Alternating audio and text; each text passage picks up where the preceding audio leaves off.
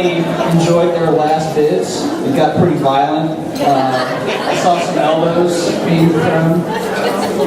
But my name's Mike Lawler. I was introduced earlier by Darren. I am on part-time staff with the area. And I just wanted to take some time to just give you an update as to what's happening with Gloucester County right now. So, for starters, these are some Gloucester County facts. If you just want to read them over, you might have a quiz later. Just kidding. But as Darren said earlier, there's a lot of transitioning happening right now. Darren, as he said, he moved into a new role. So Darren is no longer the area director of Gloucester County. He's now the South Jersey Metro Director. And so it's his job to oversee South Jersey and help cultivate young life in the surrounding counties and start young life in counties that have nothing at all. So it's an exciting time. It's a busy time. And so what that means for Gloucester County itself, because Darren isn't able to, as he mentioned earlier, there is myself, Sean Raimondo, Jennifer O'Neill, and Shelley Phillips. And the four of us are working together to help build what's happening here in Gloucester County. We believe in what God is doing. We are excited about what God is doing. It's an exciting process. It's a learning process, and that's okay. Because as we learn, we grow together. And as we grow together, we get to see what God is doing. And that's really exciting. And so, with Gloucester County, there are 5 Young Life clubs. So the first club is the Washington Township Club. The Washington Township Club, there you go, is held on Monday nights at a church in Sewell. It's called Mercy Hill.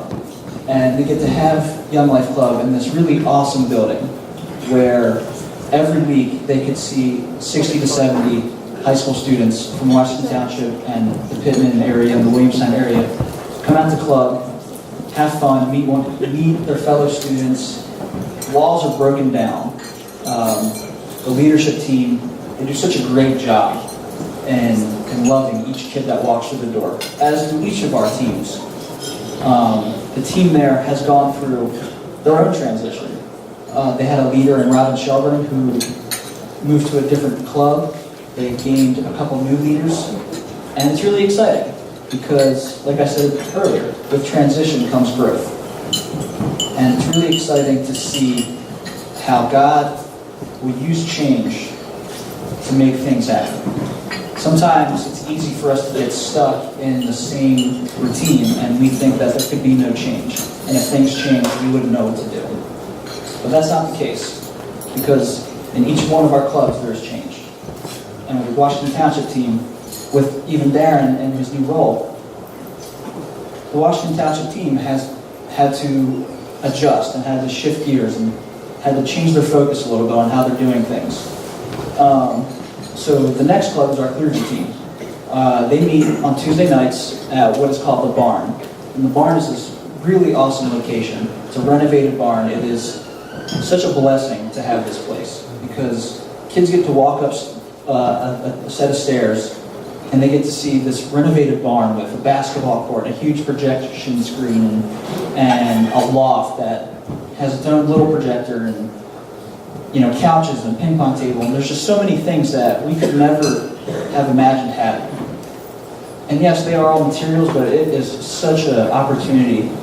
It breaks down so many walls for kids to walk in there and go, wow, this place is not what I expected. And just like with the township team, the Clearview team has undergone some change. There's fresh faces everywhere. They had kids graduate and go to college, and so they are looking to meet new kids and get creative in how they meet those kids and bring in new faces and have the opportunity to just share what God is doing in their lives. And that's really exciting because they just love their kids so well and that they are just their own family. And a lot of times these kids come from places that their family life may not look so great. And so to have a place where they are loved and accepted and welcomed unconditionally, it's really beautiful to see. So our next team is our wildlife team. So me and a few other leaders that are here tonight, we also meet at the barn on Monday nights. And we get to focus on middle school kids. And you might look at that and go, you're insane. Because, and you're right. Because getting to interact and hang out with 30 to 35 6th grade through 8th graders is not something that I thought I ever saw myself doing. I remember when I became a leader, that was one of the only choices I had. And I was like, okay, and we're going to go with it. And when I was there, it was maybe 7 kids, and God has turned that into bringing out 30 to 35 kids each week. And that's no credit to any of our own. That is completely God. And it's so cool to see over the last 4 to 5 years what middle school kids think about, and what they feel, and what they pay attention to, and how much they just want to be seen and heard. And so to be able to show them that there's a God who cares about them, and a God who loves them, and a God who sees them, and that they don't have to act a certain way, they don't have to try and pretend to be older, they don't have to put on this facade in order to be seen, but that they can just be who they are, that they can be who God made them to be. So having the opportunity to serve these kids in this way has truly been amazing. And in the same way, they get to walk into the same barn and see the same things. And they're 12, so for them, it's fantastic. So our next ministry is our Capernaum team. And Sean is the one who heads up our Capernaum team. And this is something that has, for myself, has pushed me out of my comfort zone. Because looking at students with special needs has been something initially where I have to admit that it was hard for me to interact. Because I felt like I didn't know what to say, I felt like I didn't know what to do. And I get to look at people like Sean and Christine and Marty and Robin and all the buddies who help out. Love these people so well, who don't see wheelchairs as a disability. They don't see students with Down syndrome as less than, but just perfectly loved and perfectly made to be made and seen just like the rest of us. That they are no different. Their feelings are no different. Their thoughts are no different. And that the same things hurt them. And to see that they pay attention to what the world says about them. And getting the opportunity to see Sean and all the leaders and buddies love them so well, that is just remarkable. I know for myself, that has humbled me in ways that I could never have imagined. I feel like I can say the same for everybody involved. And they meet on Wednesday nights at Hollydale in Sewell, off of Delsey Drive. And it's just such a fun place to be. There's just no more fun place to be on a Wednesday night than there, because they just love to be relational. They love to have fun. And sometimes it's easy for me to make excuses, but they don't. They go out, they have fun, and it's amazing. And our last ministry is our Young Life College team. And that has been a bit of an experiment, because we weren't sure what that looks like. We weren't sure what it looks like to interact with college students that are on Rowan's campus, and Rowan College, Gloucester County, and Camden County. It was groundbreaking for us, and we didn't know what it was going to be like. And the leader, Bob Ware, has been, from the beginning, he's been the guy who just spearheads it, and he just loves people so well. And getting to walk through early adulthood with college students has been extremely rewarding, because they have fears and they have worries just like the rest of us. They are in a place where they're either going into college and wondering, what's the next 4 years of my life going to look like? Or they're leaving college going, what's the rest of my life going to look like? And with that comes a lot of questions and a lot of concerns. And so having the opportunity to just go through life with them, and to go through college with them, and to talk about real problems with them, and let them, voice their opinions on things, that's awesome. And we meet on Thursday nights at the barn as well. So if you couldn't tell, the barn is a very popular place. But it's such an awesome place that we can't help but utilize it. And it's such a great location. We meet, we're 5 minutes from Rowan's campus. So we have the opportunity to go to Rowan, pick up students, hang out, and then we get to go hang out on campus afterwards. And what a cool opportunity is for a place like Rowan to see that you can have a community, you can have real friendships, that it's not based on anything else, but just loving one another well. And so with all those clubs in mind, we have goals for each one of them. And we have goals for Gloucester County. And these are some of the goals right here. But the most important goal we have is we need prayer. We need to be very, very diligent in how hard we pray. We need adults like yourself who love Jesus and have a heart for prayer. Because we can't do this without prayer support. Otherwise, we're just running on our own and we're trying to make it happen. And that gets very tiring.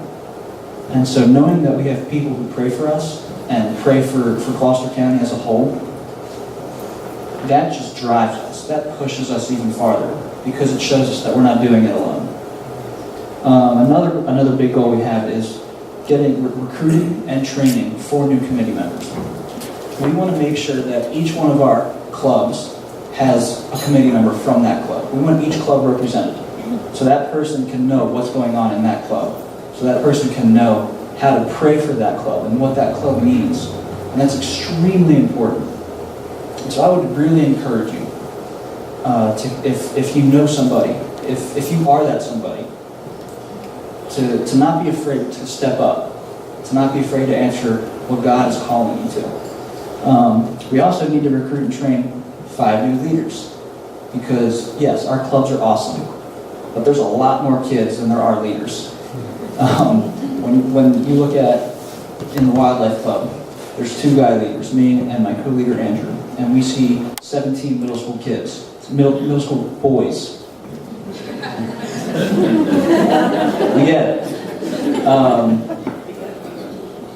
It's crazy, but we will love them to the best of our ability. But we need all hands on deck.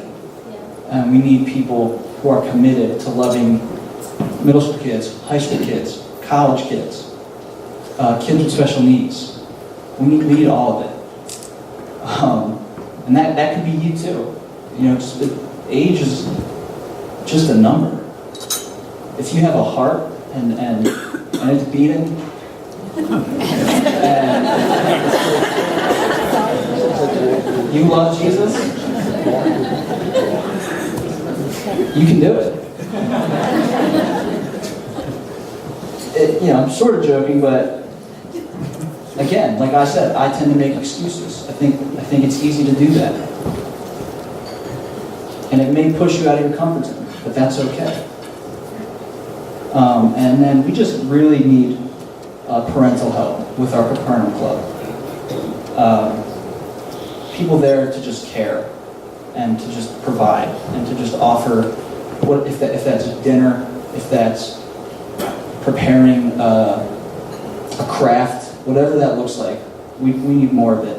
We would like 2 parents at each club to help with prep, with help with cleanup, help with the craft. It helps out. It's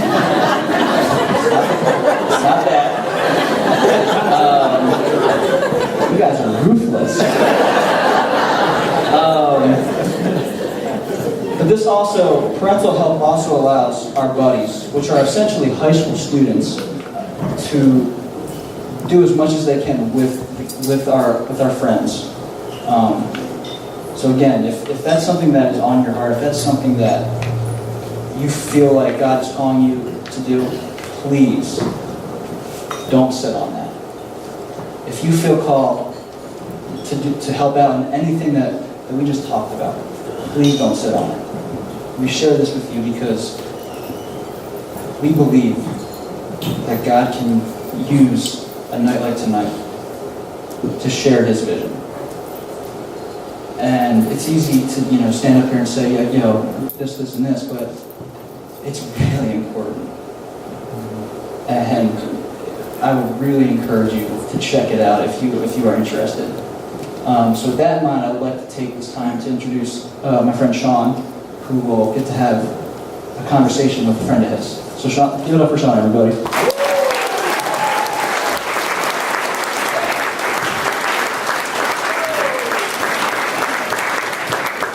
Hi, how's everybody doing tonight? So I'm going to introduce this next part. At each banquet, we get the opportunity for two of our friends to share about their testimony. And in Young Life, we get to witness changed lives. It's one of the greatest things that we do as a Young Life leader. We get to see the way that God moves, and we get the front row seat to true transformation, which is truly a privilege. Tonight, you're going to get to hear from two of my best friends. The first of the two is my good friend Dominic Wren. He's one of my Capernaum friends, so you guys should welcome him up.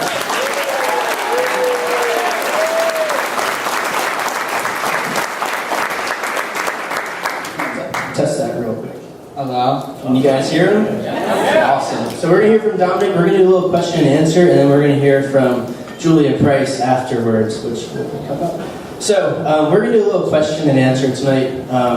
So we have the privilege of hearing from Dominic. So Dominic, you've been in Capernaum for a little bit now, and you went to summer camp this past summer. We went down to Rockbridge for a week, which is Young Life Camp in Virginia. So being that was your first camp, why don't you just tell our friends what summer camp was like?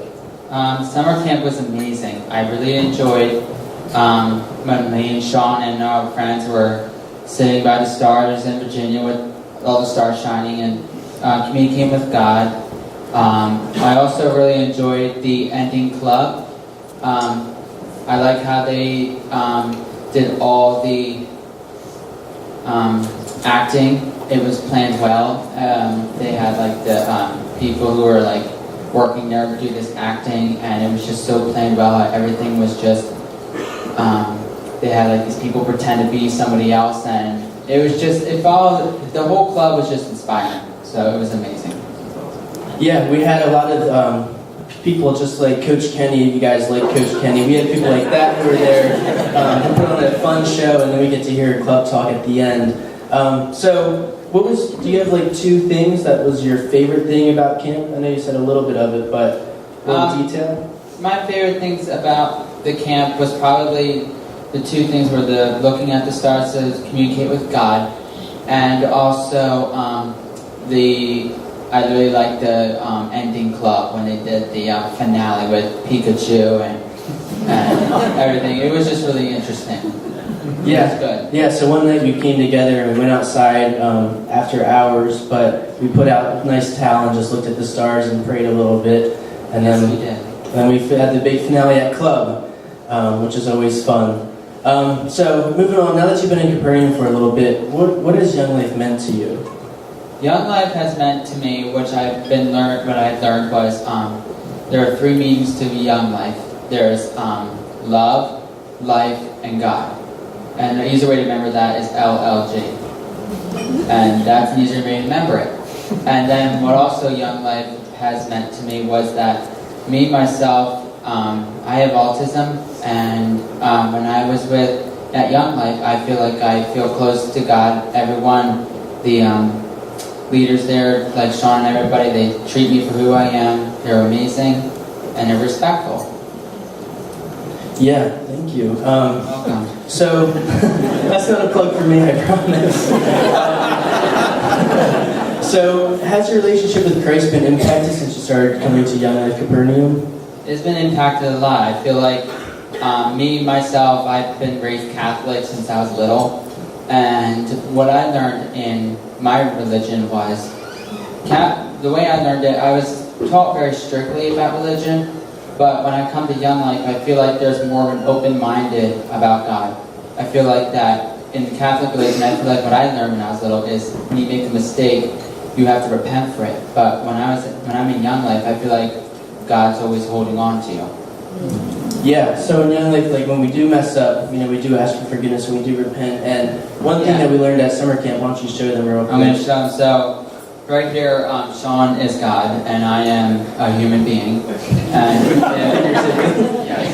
if I make a mistake, there are some days I would say, hey God, I feel like I'm falling and I want to do this on my own. I would let go. But God is still holding on. And then I would say, hey God, I need you now. And then I hold on. And He's there for me anytime I need Him. Yeah.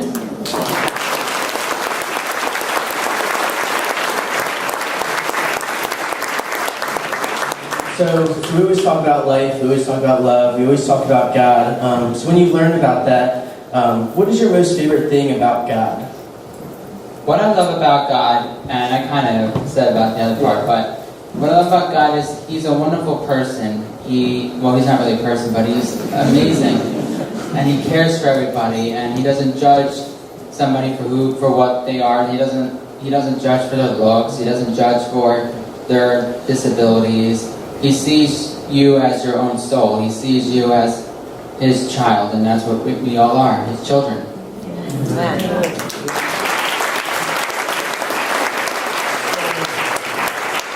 that being said, what are you most looking forward to with Young Life in the years to come? I am looking forward to the new events that happen. In Young Life last week, Sean was pretending to be a coach, and so was Miss Robin. And they didn't do that last year, so they always have something new going on, so it's really fun, and it's really cool. I like it. Yeah, there's a lot of exciting stuff planned in Young Life. If you ever want to come out and see Robin and I be one of the raging refs, there's more to it than that. So with our last question, Dominic, what are any last thoughts or comments that you want to share with your new friends out there? I just want to say I want to thank all the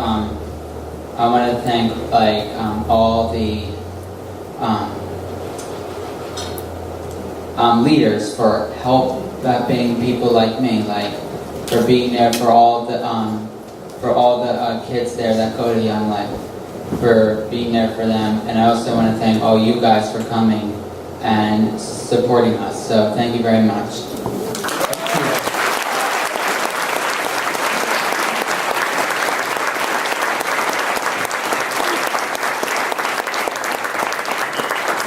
So that was Dominic. Thank you, Dominic, for sharing a little bit of your story. Up next, we have Julie Price. She's a former... So Julie was a former Young Life kid, went to Clearview, and is now a leader at the same high school. And she's just going to share a little bit of what her story is. So...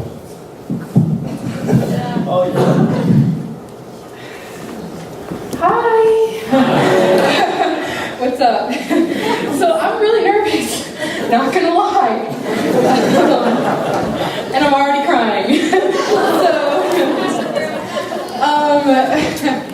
Okay, cool. You go, girl. You do. Yeah, so my name's Julia. Thank you guys so much for coming out tonight. It's just really cool to be here and to realize that I was prayed for before too, and that this story was prayed for when I was a kid in high school, and I should probably talk into this. When I was a kid in high school, and I didn't know the Lord. Someone was praying for me, and another Young Life leader was praying for me, and was ready to meet me, and was ready to love me, and was ready to share the gospel with me. And that's why I get to be here, and that's why I now get to be a leader and love kids. So that's really cool. So when I was growing up, I went to church, but it never really meant anything to me, neither to my family.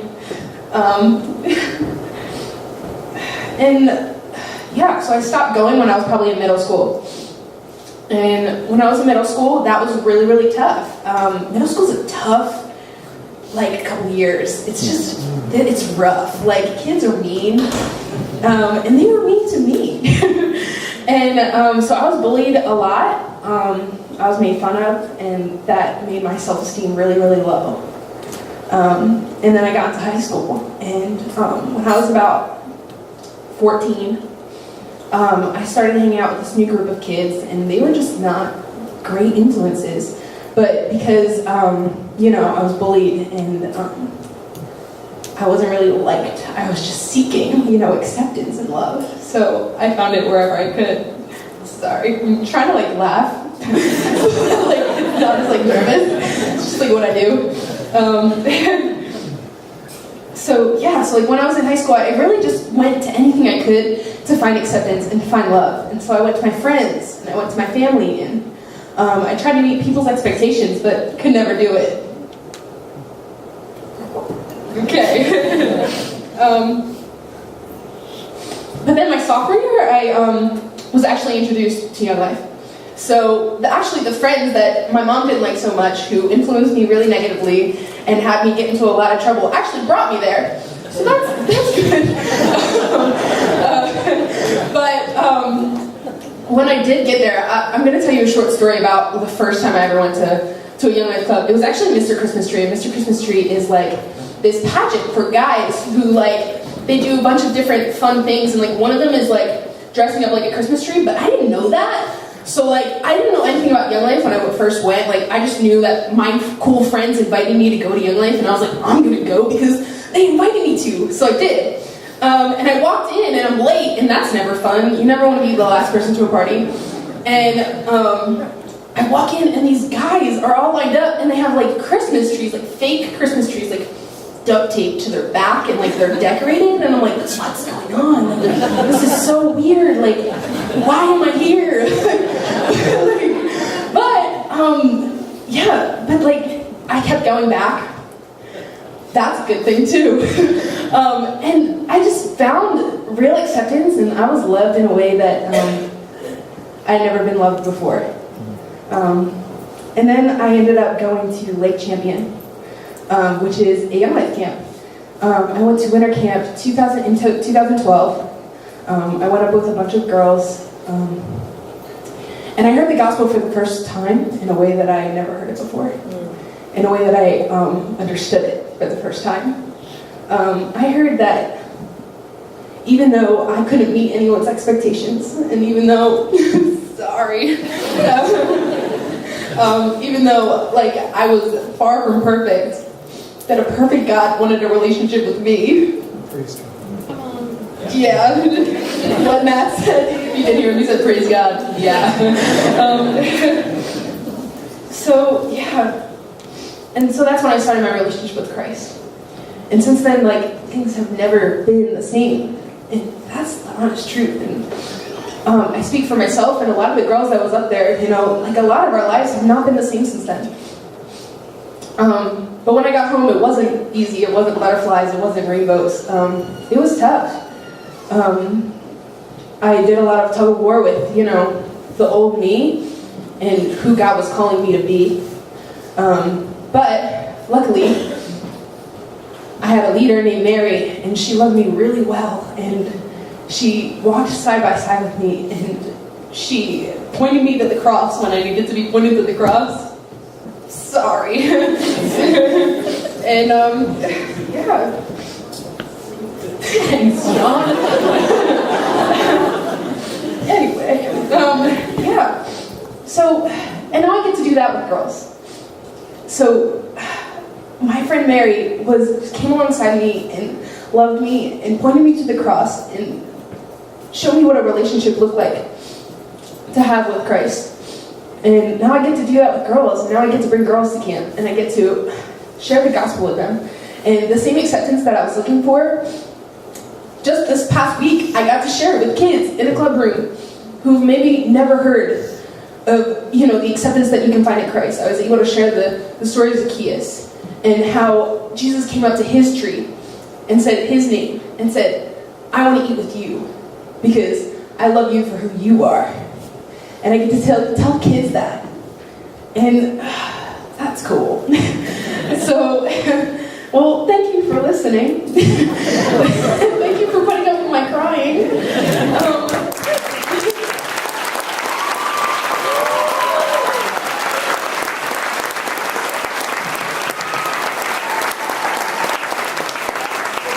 Thank you, Julia and Thomas, for doing that. That's both amazing, just stories of redemption and a broken life and a broken person.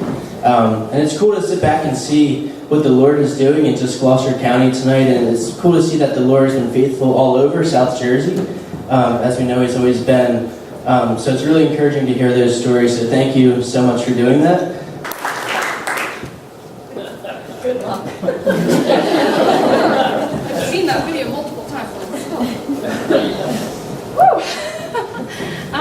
thank you again for being here and supporting the kids that were on that street, and the kids that were standing over there, and the so many other kids that are being impacted by this ministry.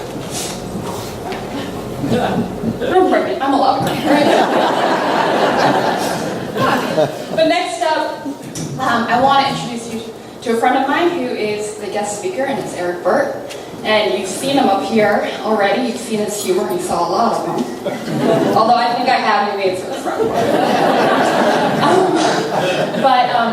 Eric Burt's here to share a little bit. And you've seen his humor, but I'm really excited for you guys to hear his heart and hear his passion for this mission and for kids. Eric is actually celebrating his 20th year on NY staff this year. And he grew up in Franklin County, Pennsylvania, which is about like 3 hours from here.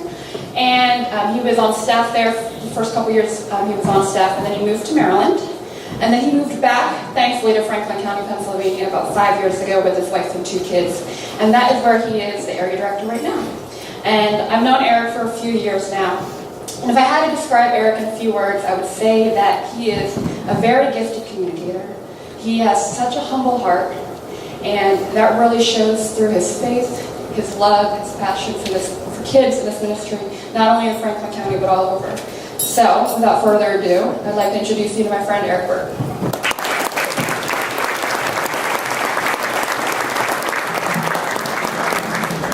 All right, thank you. Hey, you guys have been sitting for a little while, so we're going to have you stand up just to stretch a little bit. So if everybody can just stand up and get situated here. We're going to play a little game. Young Life, we like to have fun, you know that. And a little game just called Sit Down If, all right? So if I say something that's true of you, you can sit down, but go ahead, stretch out. That's good. It's good to get the blood flowing a little bit. I like that. We'll do some jumping jacks. You can do that. If you've been married 30 years or more, sit down. Go ahead, sit down if you've been. Let's give those folks a round of applause. That's amazing. And they're probably ready to sit back down too. They're probably like, a little much. If you sit down, if you've ever been sent to the principal's office while in high school. All right, take note. Take note. There you go. That's a pastor. That's awesome. That can do anything. You can take anybody with that. All right. It gets more interesting here. Sit down if you've dated 2 people at the same time when you were in high school. Uh-oh, somebody sat down the back. Over here, I saw 2. Now, probably some of the same people that went to the principal's office did that as well. Okay, these are the cool people. Sit down if you were in a band in high school. Oh, band. All right, nice. All right. Now sit down if you were in the band. Just a little bit different. There you go. All right. Big difference between and the there in that one. All right.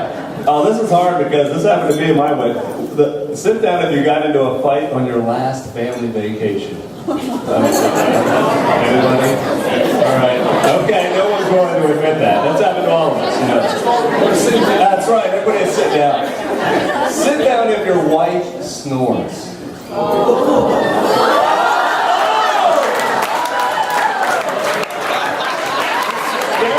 Everybody. Sit down if you got to fight after your last banquet. Thank you. Now, get ready. Okay, sit down if you snore. All right. And that's your double. All right, we're weeding them down. All right, sit down if you got a speeding ticket in the last month. All right, here, this is everybody now. Sit down if you should have gotten a speeding ticket. All right.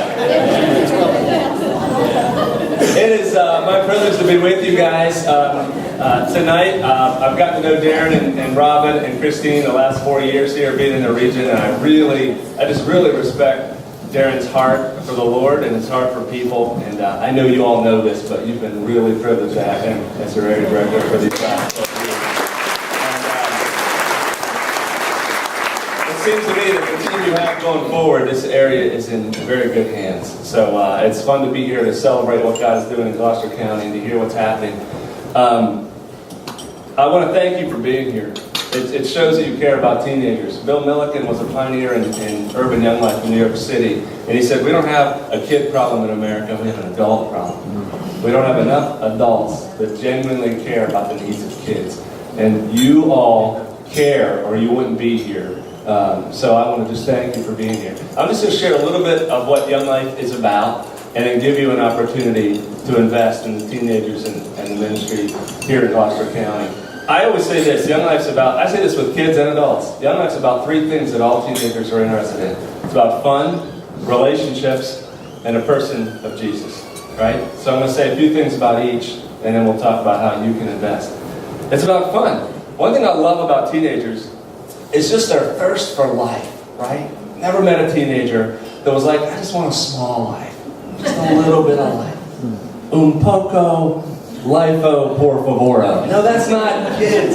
They want to go fast. They want to turn up the volume. They want to live life to the fullest, right? And I think one of the reasons that kids love Young Life so much is because we appeal to their thirst for fun and adventure. We have fun. I say this to kids the first club every time. Young Life's about guilt-free, parent-approved, unbelievable fun, right? And I said, how many times, raise your hand if you've been able to have a blast with your friends, and then you've ever gone home and told your parents everything you did that night. And you're like, I've never done that. I've never been able to do that. I said, hopefully in Young Life, when you go to camp or you go to club, you're able to do that. It's good, clean, guilt-free, parent-approved fun. And, one of my first clubs, a kid named Doug, I'll never forget this. Doug said, Eric, do you know what I love about Young Life? He says, for that hour of the week, I get to play like a kid. I love that. I think we force kids to grow up too fast. For that hour of the week, they get to play like kids. And they love it. We did a skit called Spell It or Eat It. I just made it up, all right? I went to the grocery store, and if you couldn't, I found put foods up there, and if you couldn't spell it, you had to eat it, all right? They didn't have a chance. I had like sauerkraut, mayonnaise, Worcester sauce. I didn't even know how to spell the stuff. Jalapeno. So I got a bucket just in case, you know what the bucket's for, because I didn't know. And his kid, Gershon, African-American kid, first time he ever came to club, and he comes, and somehow he's in the skit. That was a mistake, probably. He gets in the skit. Gershon needed the bucket. And I afterwards, I go, Gershon, I said, thanks for being in the skit, for being a good sport. I'm so sorry that you dropped your cookies in front of all those girls. And he says, are you kidding me? This was awesome. I'm never going to miss this. And that's what you love about teenagers, right? So Gershon came to all the clubs last year and then went to camp with us at Lake Champion. Now, how many of you have, I know a couple of you have been, how many of you have been to a Young Life camp? You've seen Young Life camp in action. It's the first 3 days of camp are just nothing but fun and adventure, right? I mean, no wonder kids call it the best week of their life. So in Young Life, we have fun. Some people would say we have a little bit too much fun in Young Life. But I'd say it's just part of our DNA. Partly because we don't take ourselves all that seriously, and partly because we have found that humor and laughter is one of the best ways to break down barriers between kids and the gospel. Amen. It's probably the best thing we've found. And also we believe, as Karl Barth once said, laughter is the nearest thing to the grace of God. The nearest thing to the grace of God. So we have fun in Young Life. Number two, it's about relationships. The best definition I've heard of Young Life is a guy named Bob Mitchell. He was the very first club kid of Jim Rayburn, and went on to become president of Young Life at one point in the 80s. And he said, Young Life is this. It's leaders building relationships of love and trust with young people outside the faith, and then using those relationships to share the good news of Jesus with a lost and hurting world. See, Young Life's not an event. It's not club or camp. That's what people think of when you think of Young Life. And it's not a program.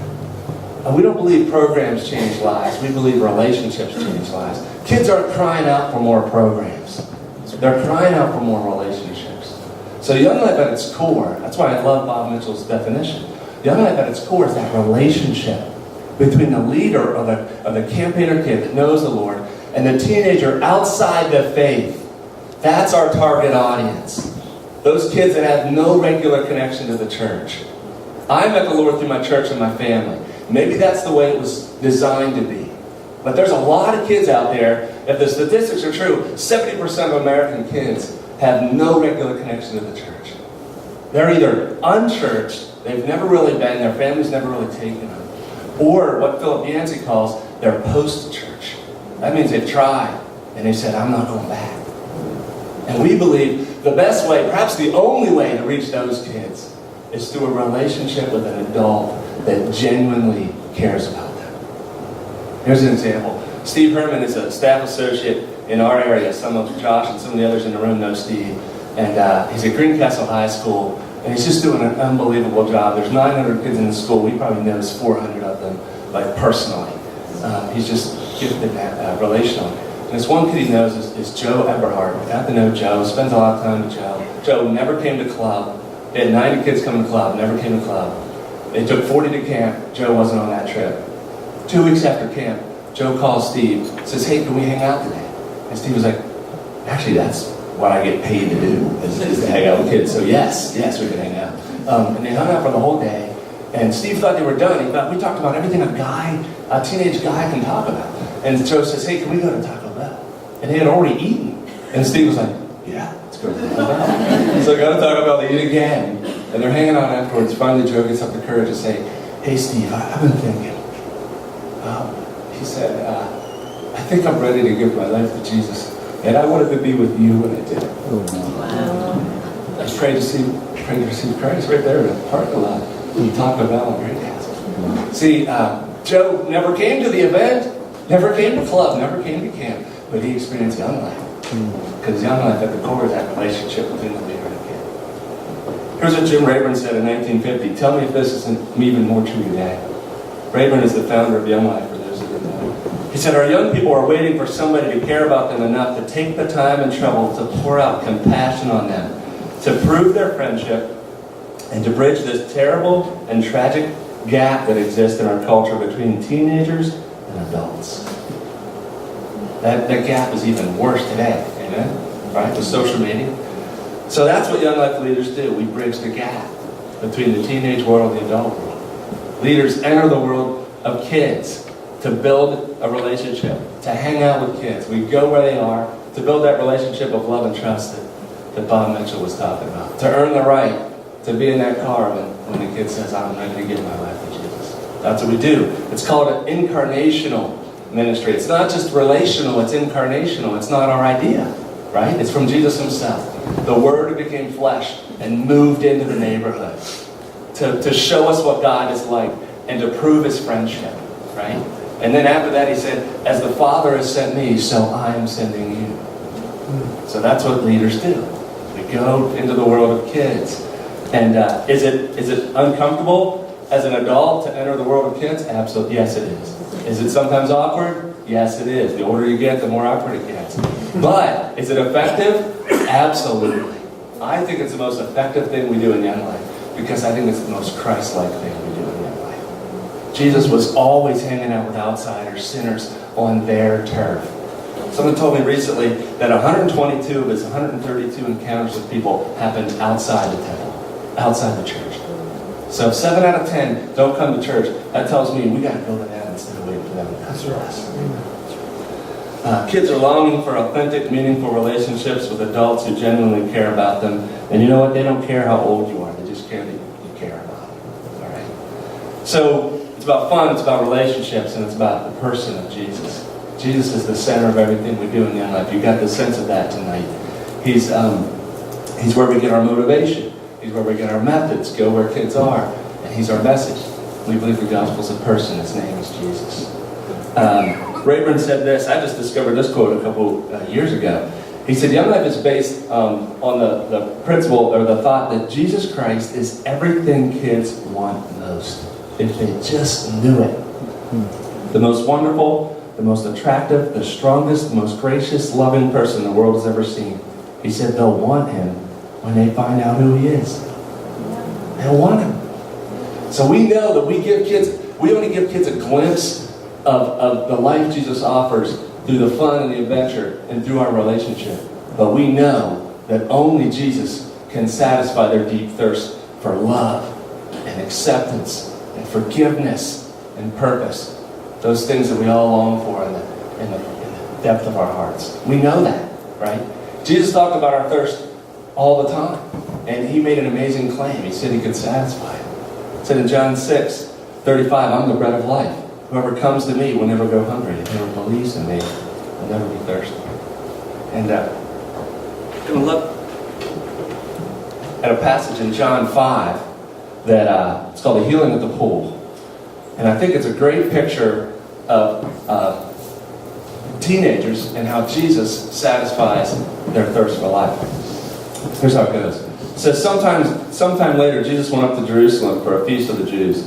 Now there was in Jerusalem, near the sheep gate, a pool, which in Aramaic is called Bethesda, and which is surrounded by 5 covered colonnades. Here a great number of disabled people used to lie, the blind, the lame, the paralyzed. One who was there had been an invalid for 38 years. When Jesus saw him lying there and learned that he had been in this condition for a long time, he asked him, "Do you want to get well?" "Sir," the invalid replied, "I have no one to help me into the pool when the water is stirred. While I'm trying to get in, someone else goes down ahead of me." And Jesus said to him, "Get up, pick up your mat, and walk." At once, the man was cured. He picked up his mat, and he walked. So legend had it that the first person into this pool after the angels stirred the water would be healed. So they would come, the lame, the blind, the paralyzed, looking for healing. Number one, I love that Jesus goes to this place that most people probably avoided. This wasn't exactly the in crowd of his day. These were the marginalized. These were the pushed aside. These were the outsiders. And there's Jesus hanging out with the marginalized on their turf. And I love that, at Young Life, we're not just about reaching popular kids or the homecoming court. We're about reaching kids on the fringes, kids with special needs, teen moms. I love that you have Young Life Capernaum here. It's the only Young Life Capernaum club in the whole region. And we're trying to start it in our area right now. And I think the reason Capernaum is growing as fast as any other part of Young Life is because it's the closest thing to the heart of Jesus. So I love it. That we could have stopped after watching those kids saying who they are in Christ and hearing Dominic share. Because they're showing us Jesus. Every kid, we believe, has the right to hear the truth about Jesus. And I love that he notices this invalid. And he asks about him. And he finds out that he's been like this for 38 years. And I think his heart goes out to this man because he realizes that he's putting his hope in something that could never make him well, the water, right? What a picture of teenagers, right? Putting their hope in things that can never make them well, that can never satisfy their thirst for life. Let's face it, kids are basically going the same places that you and I went to when we were teenagers to satisfy their thirst, right? Basically, they're going to sports, they're going to girls or relationships, they're going to money, they're going to pleasure, they're going to popularity, right? They think if I get enough of those things, then I'll be satisfied. But it's a false hope, isn't it? They're not bad things, they're mostly good things, but there's never enough. There's never enough. And even if you have success in every one of those areas, it doesn't give you that love, acceptance, forgiveness, purpose that we're all longing for. Here's a couple of statistics. I don't like statistics. I can't even say the word.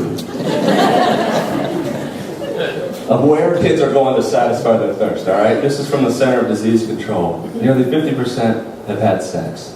70% have tried alcohol. 40% have tried marijuana. The average teenager spends 7 hours looking at their screen, looking at their phone or at a screen. To me, it seems like more like 27 hours. 93% of the boys, 62% of the girls have viewed pornography. It's on their phone. It's in their pocket. You cannot tell me that it's not harder to be a teenager today than it was when you and I were teenagers. You can't tell me that. Social media. It's where kids go to find acceptance. I heard about this one app. This is a year old. It's probably long gone now. It's called Thumb. You could post a picture of yourself. Within 30 seconds, you could get either 50 anonymous thumbs up, I like your picture, or 50 anonymous thumbs down, I don't like your picture. What do you think that does to the self-esteem of a teenage girl? Kids are dying inside because of social media. It's not helping. What effect does this have on kids? Listen to some of these actual tweets that from teenagers in our region. I got some of these from Darren. I'm so lonely, so depressed. I'm struggling to find something to live for. Currently hating my life. Tired of being judged. just want to be loved. I'm trying to learn to live with regret. Sports are my escape from everything that's happening. The last one, I feel like I'm dying more and more every weekend. Does that not break your heart to hear that? And that's the result of putting your hope in things that can never make you well, right? Maybe they can numb the pain a little bit. Maybe they can be a temporary distraction or a temporary escape, but they can never satisfy their deep thirst for the things we're talking about. And I think they know it. And I think instead of making God angry, I think this breaks his heart, and I think it should break ours as well. So Jesus asked this man a compassionate question, doesn't he? He says, do you want to get well? Do you want to get well? This guy's been an invalid for so long, he probably forgot what it means to be well. He forgot the goal. Jesus reminds him of the goal and then offers to heal him. I love that. The man says, I have no one to help me into the pool. When the water's stirred up, when I try to get in, someone else gets in ahead of me. He's so focused on getting into the water, something that can't make him well, that he misses the fact that Jesus is right there, offering to heal him. And that's kids. That's kids. They're so focused on that next distraction, that next escape, that next failed attempt to find what they're longing for, that they don't realize Jesus is right there longing to give it to them as a gift. They don't even realize he has anything to do with their thirst, let alone that he can satisfy it. So then Jesus says to the man, get up, pick up your mat and walk. And once the man was cured, he picked up his mat and he walked. He doesn't condemn him, he doesn't judge him for what he was putting his hope in. He just has compassion on him. And he heals him. I love that. Reminds me of John 4, when Jesus offers living water to a Samaritan woman by the well. Remember that? She had put her hope in relationships. She had had 5 husbands, and the man she was with was not her husband. Jesus doesn't condemn her. He doesn't judge her. He doesn't lecture her about sexual immorality. What's he do? He talks about her thirst, and he offers to give her living water to satisfy it. See, in Young Life, we don't judge kids or condemn kids. They get enough of that. We come alongside them, much like Mary did with Julia. We come alongside them, and we love them for who they are. And we point them to Jesus, who alone can satisfy their deep longing for love and acceptance and forgiveness. In short, we come alongside them and we give them another option. We point them to Jesus. And if they're interested in having a relationship with him, then we help them do that, just like Stephen did with Joe. And we help them teach them how to grow in their faith. And if they're not interested, we tell them, we still love you and you are still welcome at Young Life. Young Life's a party and everyone is welcome, right? So what we do with kids is share the good news of Jesus with them and then let them make up their own mind about it. No pressure. Kathy Herman, I'll end with this. Kathy Herman is Stephen's mother. Kathy and her husband Mark have been Young Life leaders at Greencastle for nearly 30 years. So you see where Steve gets it from. It's part of his DNA to be a Young Life leader at Greencastle High School. He saw it from infancy. And he said, Kathy says that countless girls over the years have said, maybe about the 5th day of camp, Kathy, thank you for being the first person to tell me about Jesus. I've always been interested in him, but I felt like people were afraid to tell me about him. Thank you for telling me about Jesus. You know? And in Young Life, we're not afraid to talk about Jesus because we believe he's the hope of the world. And we believe that all of these kids that we've talked about tonight, and all of us, every single one of us, were made for a relationship with him. So Young Life's about fun, it's about relationships, and it's about Jesus. And here's the question. Is that something that you want to get behind? Is that something worth investing in? Is Young Life here in Gloucester County something you're willing to invest in? Here's a couple thoughts about that. Psalm 145 says, one generation will commend your works to another. I believe passing the gospel on to the next generation is the most important thing that we can be about. Think about it. What is more important than that? Dominic would say it's worth investing in. Julia would say it's worth investing in. All these kids you saw in the video, they would say Young Life here is worth investing in. So the question is, how will you invest? Pull out your pledge card. It's a white card on your table. the top it says Young Life. We would like to be part of the team, reaching kids. And you can start by just filling in your name and address. Whether you decide to get involved or not, we would love to just be able to keep you informed, send you newsletters, keep you updated on what is happening in the area. And you'll see many different ways that you can get involved there. And you heard about that tonight, to be a leader, to be a committee, to be an adult helper with the Capernaum Club. But I would like to ask this. We would hope that everyone here will consider investing financially in Young Life in Gloucester County. Young Life is supported by churches, businesses, but really, mostly it's supported by individuals like you, right, Darren? It's mostly individuals in the area that care about kids. So, our budget, the budget is $107,000, which for 4 staff and 5 clubs, that's an unbelievable bargain in Young Life right there. And our goal tonight, Darren says, is $50,000.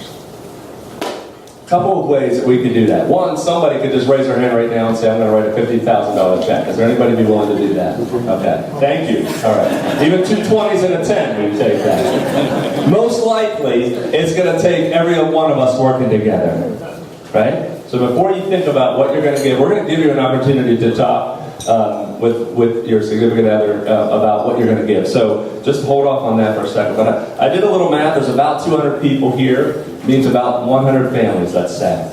If each family gives a lump sum $500, that's $50,000. Another way is if every single family here gives $42 a month, that's about $50,000. All right? Now, some of you can give more than 500 lump sum. You can give 1,000 or 2 or 5. It's going to take that to get 50. All right? And some can't give as much. Some can give more than, some can give 50 a month or 100 a month.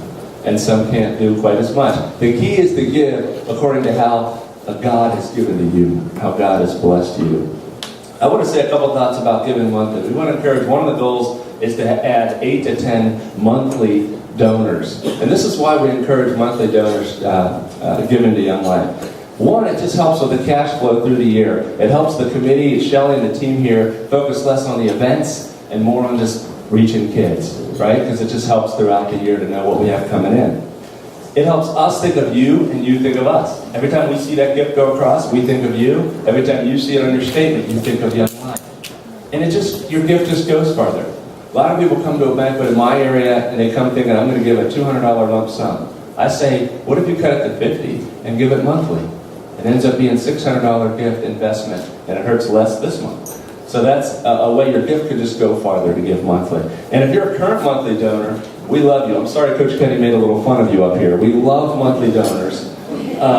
And maybe you have a little bit of a raise at work, you have a little bit more of a tithe. Would you consider increasing 15 or 25? You've already invested, you've seen the return on your investment. Would you be willing to increase? We found that our banquet, that folks have done that every year. Just increase monthly a little bit. There's one way we don't want you to give, and that's out of guilt. 2 Corinthians 9:7 says, let each one give what he has purposed in his heart to give, not reluctantly or out of compulsion, for God loves a cheerful giver. We want you to give out of a cheerful heart, knowing that the return on your investment is to change lives of the kids that are impacted, like Dominic, like Julia, like all the kids that we've talked about tonight. So we're going to give you a little time, a couple minutes. There's going to be a song play. You fill out that club card, that card completely. And then I think Robin is going to, don't go anywhere, Robin's going to come and talk about close the evening and talk about the silent auction. So thank you very much and God bless.